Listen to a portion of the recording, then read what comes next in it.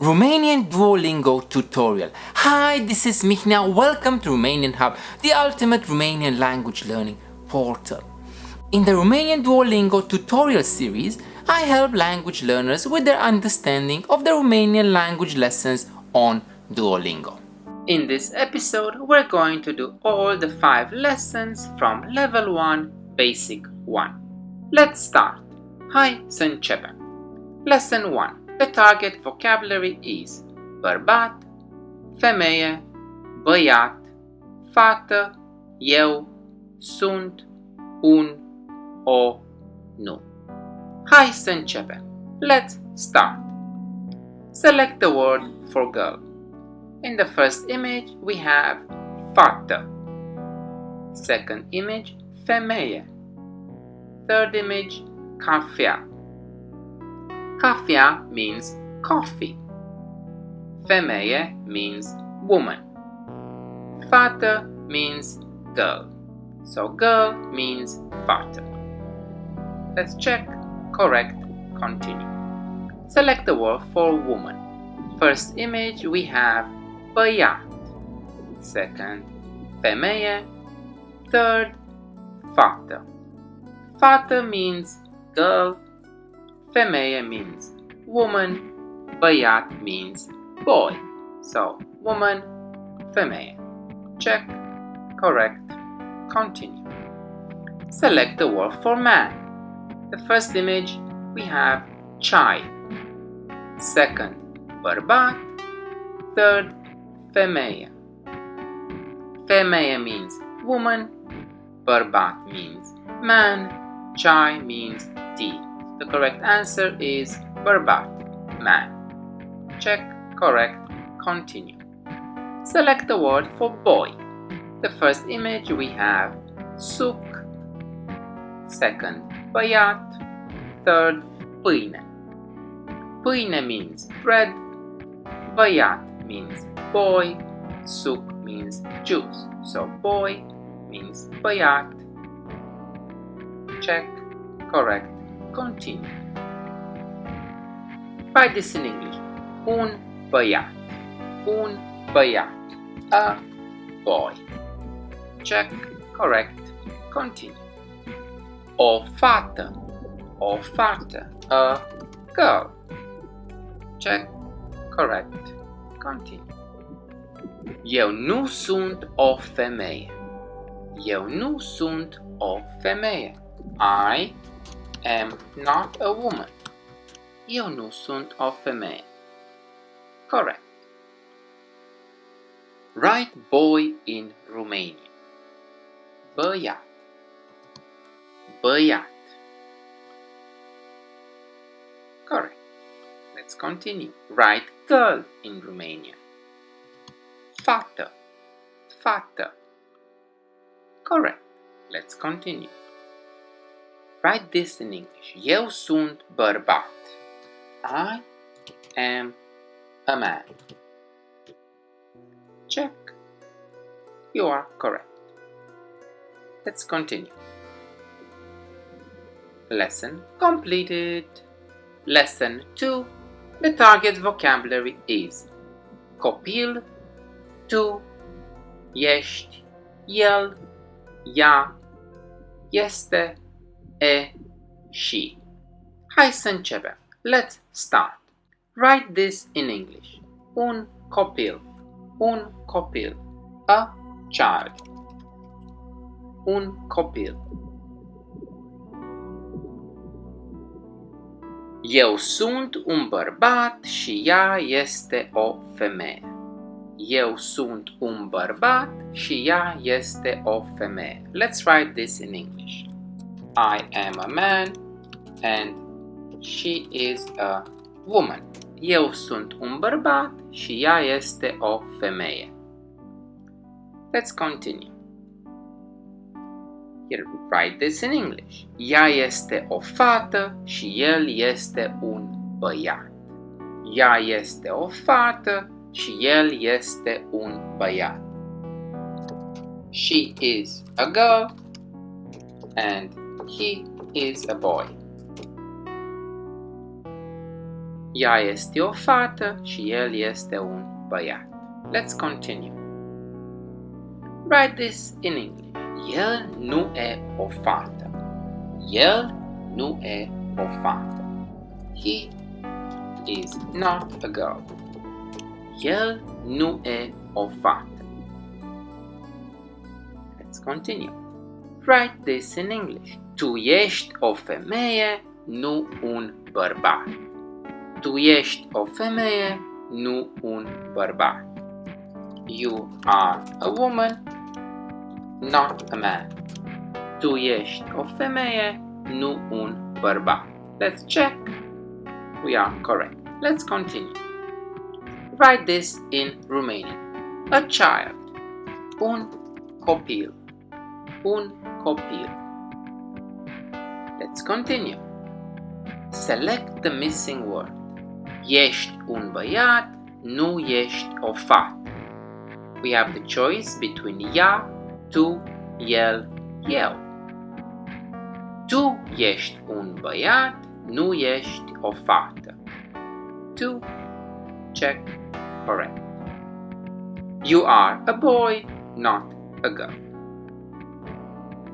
And we have just completed another lesson. Lesson 3.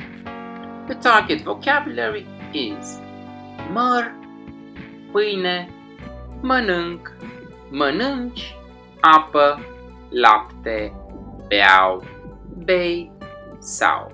Let's start. Hai să începem. Select the word for milk. In the first image we have lapte. Second, femeie. Third, cafea. Cafea means coffee. Femeie means woman. Lapte means milk. Lapte, milk. Let's continue. Select the word for apple. In the first image we have băiat. Second, măr. Third, fată. Fată means girl. Măr means apple. Băiat means boy. Apple, măr. Check, correct. Let's continue. Select the word for bread. In the first image we have apă. The second one, pâine. Third one, bărbat. Bărbat means man. Pâine means bread. Apă means water. So bread, pâine. Let's check. Correct. Continue. Select the word for water. In the first image we have suc. Second one, apă. Third one, pâine. Pâine means bread. Apă means water. Suc means juice. So, water, apă. Check. Correct. Let's continue. Write this in English. Tu mănânci pâine. Tu mănânci pâine. You are eating bread. You are eating bread. Tu mănânci pâine. Correct. Eu beau apă. Eu beau apă. I drink water. Eu beau apă. Correct. Let's continue. Tu nu bei apă. Tu nu bei apă. You are not drinking water. Tu nu bei apă. Correct. Write this in English. Tu bei apă sau lapte. Tu bei apă sau lapte. You drink water or milk. Let's check. Correct. Tu bei apă sau lapte. Let's continue. Eu mănânc un măr. Eu mănânc un măr. Let's write this in English. I am eating an apple. Eu mănânc un măr. Let's check. We are correct. Eu mănânc un măr. Let's continue. And we have finished another lesson. Lesson 4. The target vocabulary is bărbatul, băiatul, copilul, mărul, mănâncă, suc, ceai, cafea, bea. Let's start. Hai să începem. Select the word for coffee. The first image we have cafea, second femeie, third băiat. Băiat means boy, femeie means woman, cafea means coffee. So coffee, cafea. Correct. Let's continue. Select the word for tea. In the first image we have cafea, second chai, third fată. Fată means girl, chai means tea, cafea means coffee. So tea, chai. Correct. Let's continue. Select the word for juice. In the first image we have chai, second suc, third femeie. Femeie means woman, suc means juice, chai means tea. Juice, suc. Let's see. Correct. Let's continue. Write this in English. Copilul, the child. Correct. Copilul, the child. Let's continue. Bărbatul, the man. Bărbatul, the man. Correct. Let's continue. Mărul, mărul, the apple. Mărul, the apple. Let's check. Correct. Let's continue. Băiatul, băiatul, the boy. Let's check. Correct. Băiatul. Continue. Ea bea lapte. Ea bea lapte. She is drinking milk. Ea bea lapte. Check. Correct. Let's continue. Ea mănâncă mărul. Ea mănâncă mărul. She is eating the apple. Ea mănâncă mărul. Let's check. Correct. Let's continue. Write juice in Romanian. Suc. Suc. Correct. Continue. Write coffee in Romanian. Cafea. Cafea. Let's check. Correct. Let's continue. Write tea in Romanian. Chai. Chai. Check. Okay. And that's another lesson complete. Lesson 5. The target vocabulary is femeia, fata, pâinea, apa, laptele, sucul, ceaiul, cafeaua. Hai să începem. Let's start. Write this in English. Femeia, femeia, the woman, femeia. Let's continue. Apa, apa, water, apa. Check. Correct.